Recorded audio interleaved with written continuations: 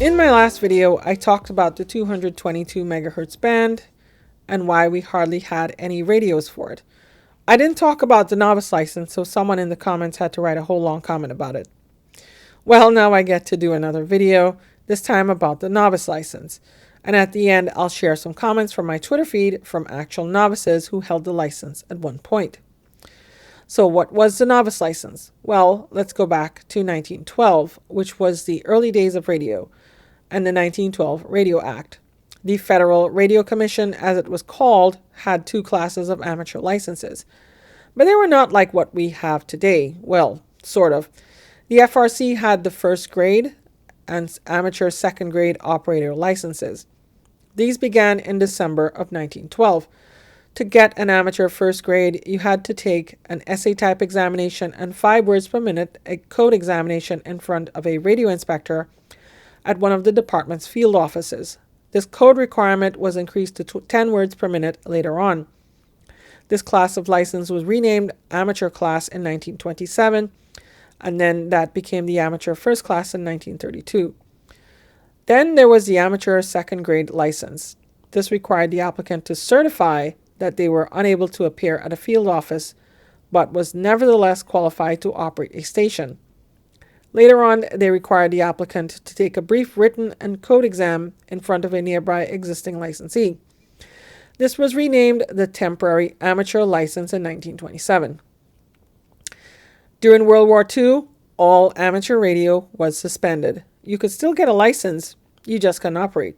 If you were a ham, you could get a job as a radio operator with the military. There were a number of changes since then, but in 1951, the FCC restructured amateur licenses and the novice license was born. It was a 1-year introductory license.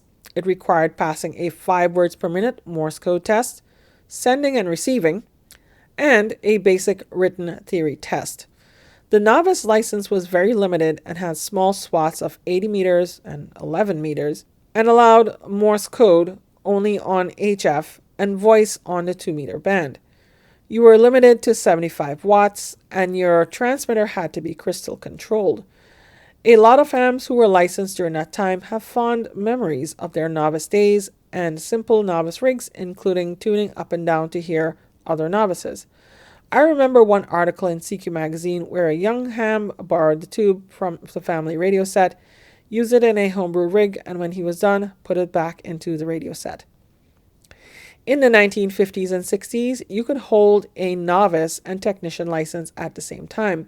The technician license was for those who passed the general exam but only completed 5 words per minute Morse code.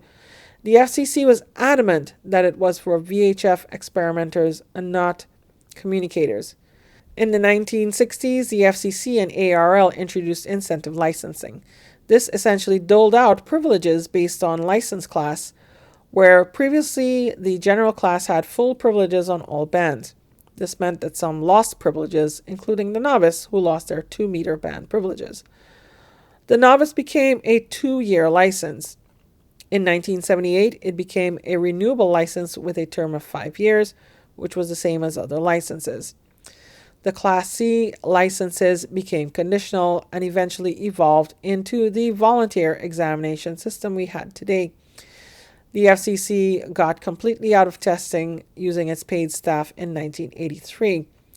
Fast forward to 1987, the FCC and the ARRL came up with the Novice Enhancement, which for the first time gave HF voice privileges to novices on the 10-meter band and gave them voice privileges on the 220 megahertz band, or 1.25 meters, and the 1.2 gigahertz band, with like 5 watts of power on the latter band.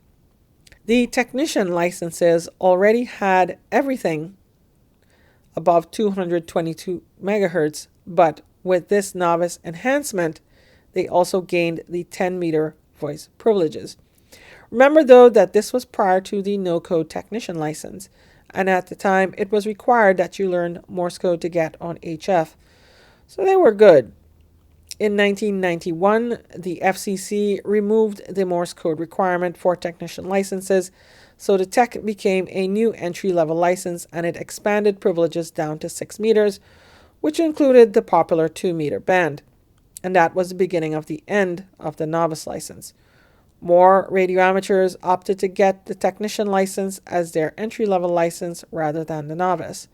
The valuable privileges on 2-meter repeaters, including using the auto patch, which was a way to make phone calls on the go using the radio, far exceeded the value of the limited Morse code privileges of the novice.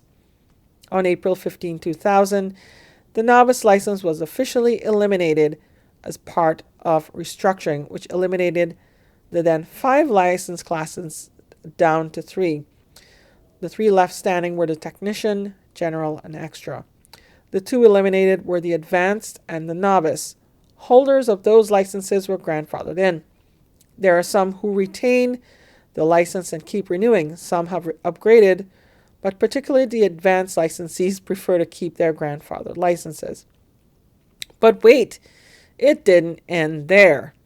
Remember I told you that the early technicians took the general tests and then 5 words per minute Morse code?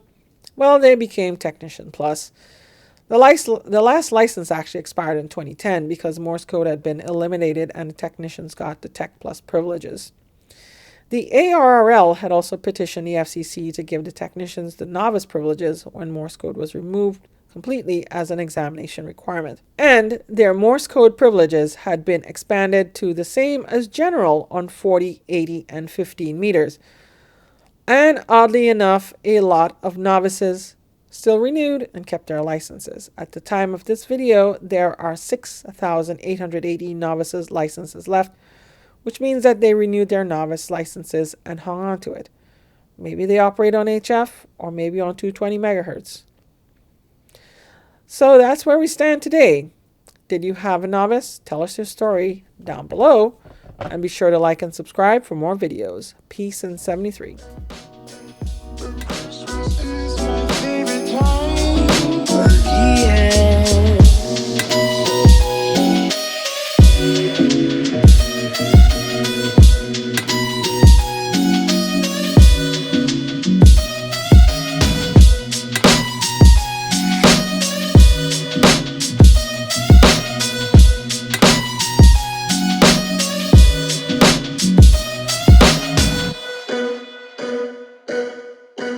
And Christmas